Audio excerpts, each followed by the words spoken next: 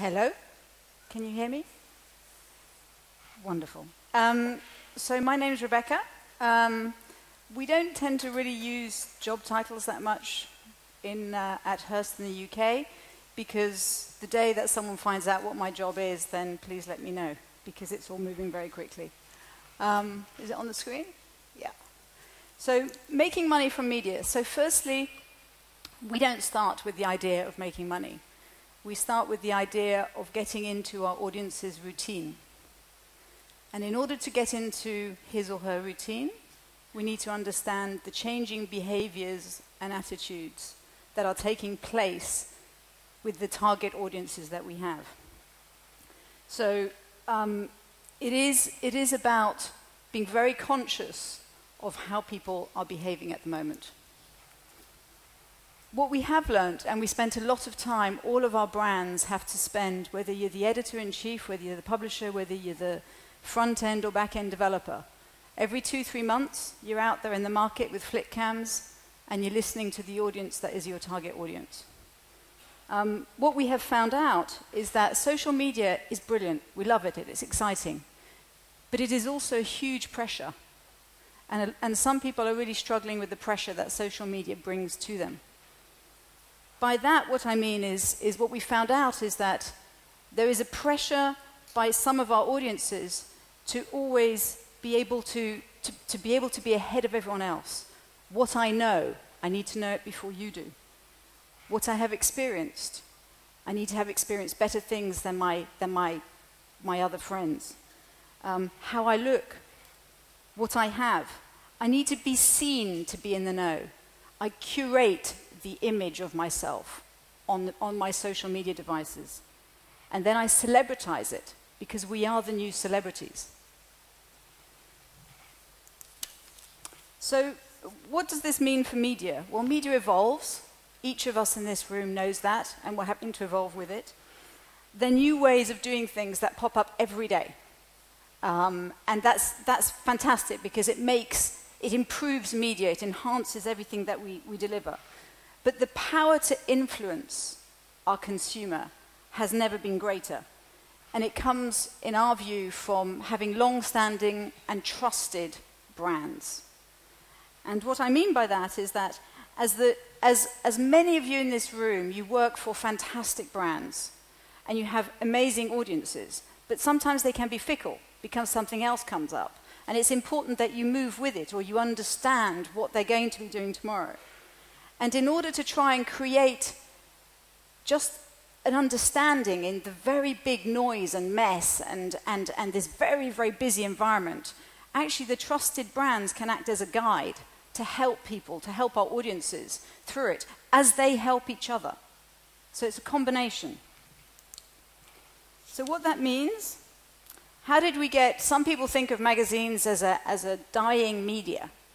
And I think what we believe is that magazines are part of a fabulous branded ecosystem with very trusted audiences. And that's what we need to deliver against. That's our challenge every single day. But what is at the heart of our culture is building brands. So what we have done over time, and I'm sorry because this chart might not be visible to everybody, but in essence, we spend time with our audiences, up close and personal.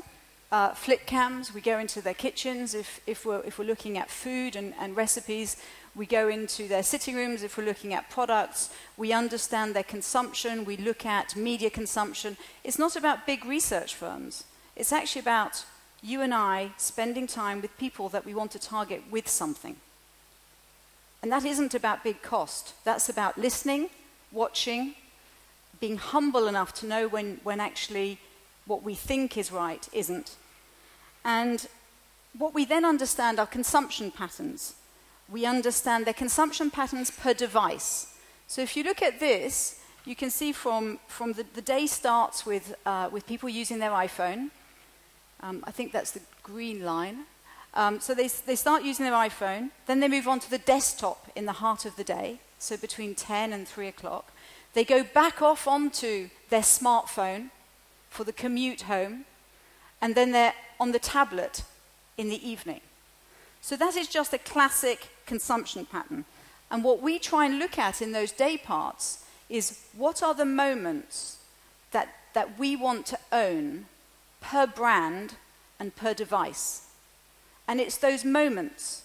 And then it's understanding, and what is the unfulfilled need in those moments on those devices.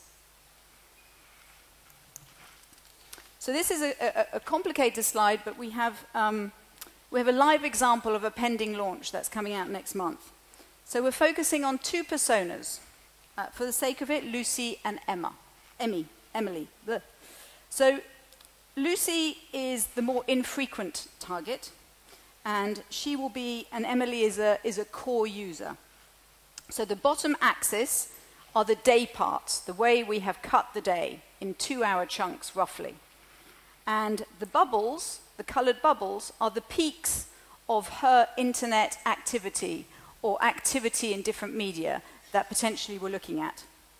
We know her consumption patterns, and we create mini cells to see whether our offering is correct. We will have a front-end developer, a back-end developer, someone on the brand, someone from the audience. We will keep on having very, very virtual cells looking at the moments that we are going to own within that. In parallel, we search what we believe she thinks is value, because where there is value, there potentially could be a revenue stream. So then we go into, we have the day parts, and we look at the devices and the moments, and then we also look at the user journey.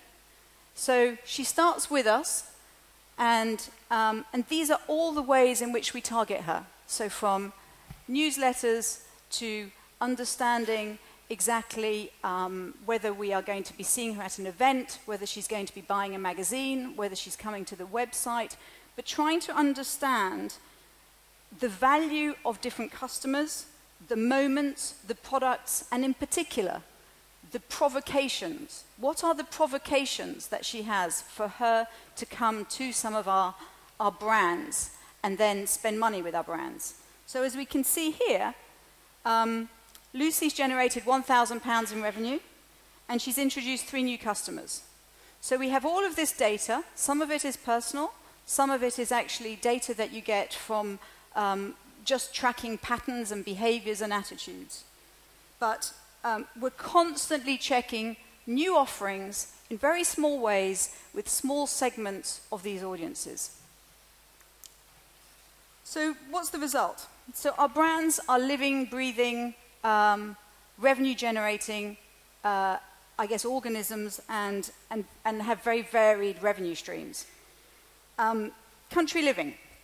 So Country Living 10 years ago was a magazine.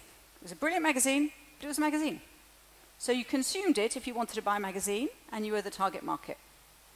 Today, we have 750,000 people who read the magazine. We have just shy of 1 million people who come to the different rural, local, and regional events, the fairs that we do across the year, whether it's Christmas, spring, etc. We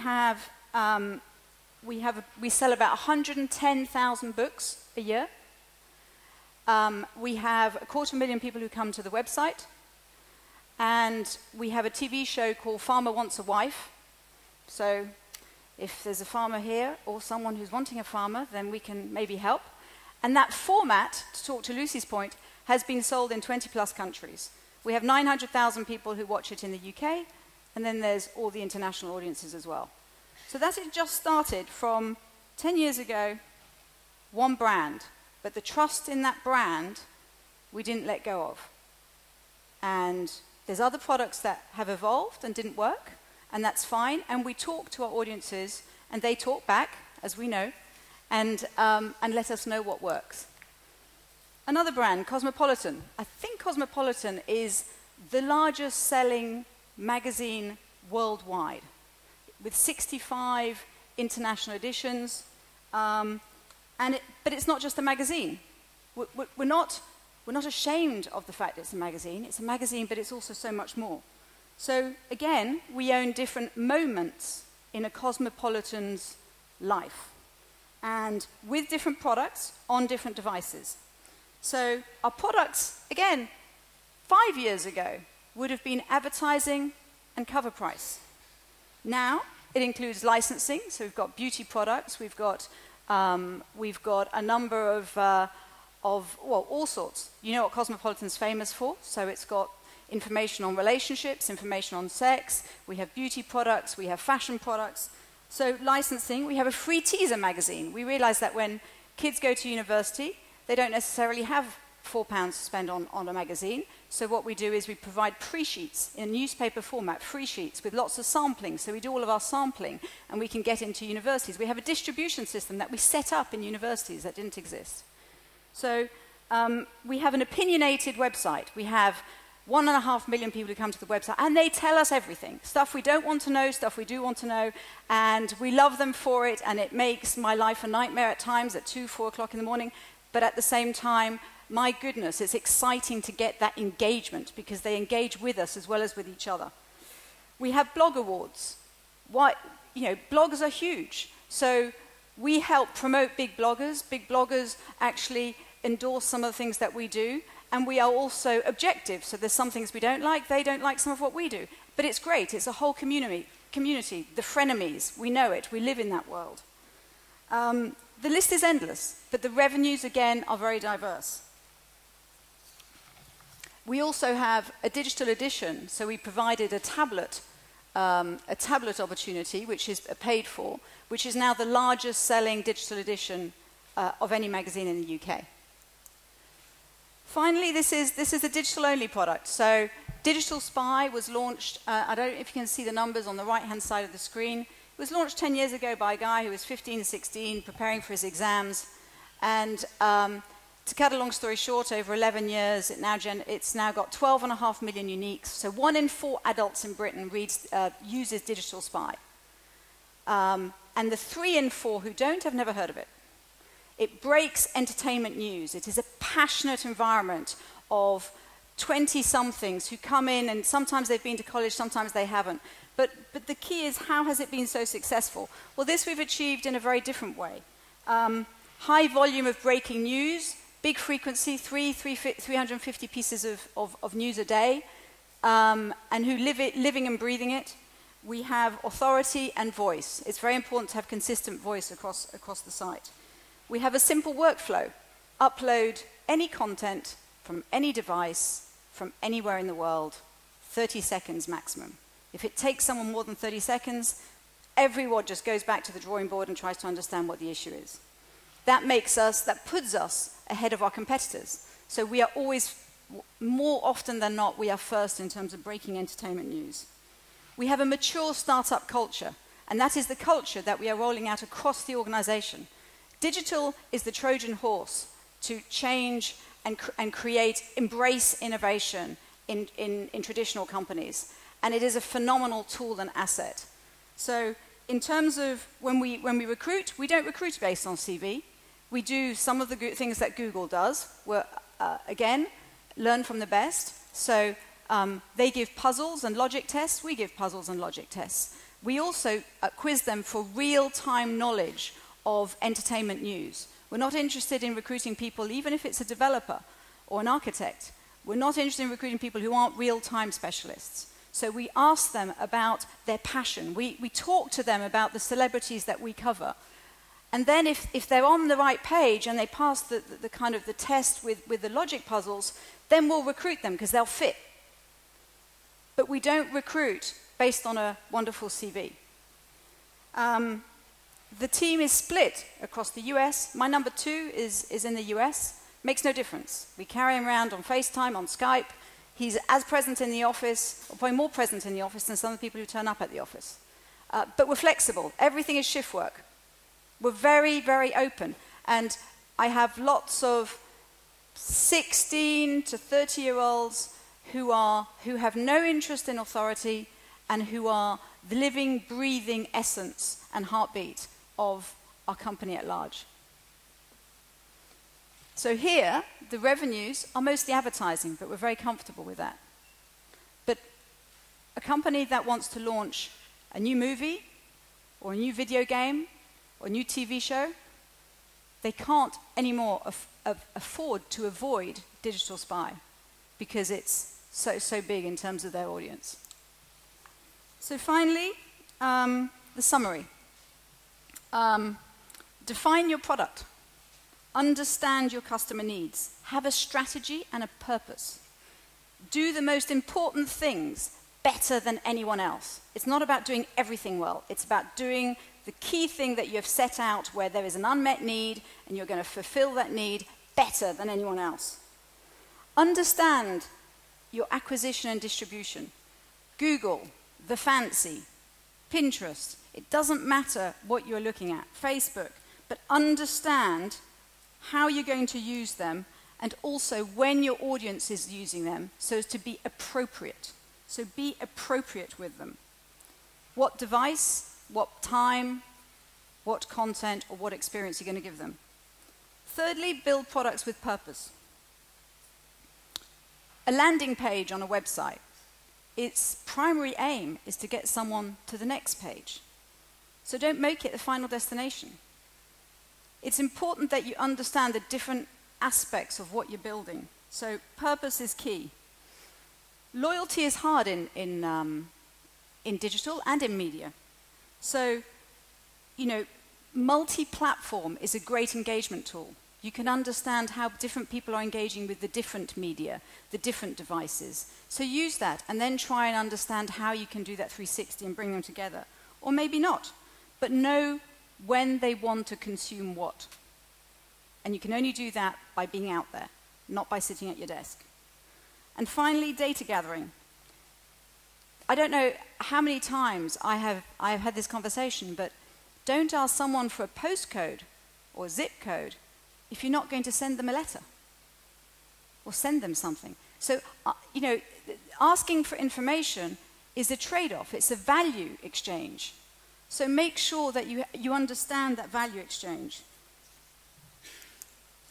So build trust by creating great products. If you didn't, you wouldn't be here. Listen to the data. There's analytics, trends, there's behaviors, there's attitudes. Listen, watch, ask. Watch the interaction amongst those within your audience. Build personas. Who are you actually targeting? Understand them well. Live with them. Constantly experiment. It's key. Without experimenting, I call it playing. I think the official term is testing or experimenting. We just play, but we measure everything. So we play and then afterwards we can look at the measurement, or we can look at it in real time, but fundamentally play. And then engage in the conversation and watch the conversations that are happening around you if it's linked to your brand or if it's your target audience and has nothing to do with your brand. So a few years on, yes, we keep magazines in our brand name, and we're very proud of the magazines that we have, and it is a huge profit driver for the rest of the organization and for new product development and innovation. But we're one of the top 40 digital companies in the UK. We have 27 million unique visitors now in the UK, and I think that's 1 million tweets a week, 500,000 Facebook followers. But fundamentally, that's metrics. What we're really looking at is engagement and where we're offering value, how it links to the brand, and then do we charge for it, and what is the revenue model? So listen, learn, iterate, evolve, play. It's 24/7. It's exhausting, but it's exhilarating. Thank you.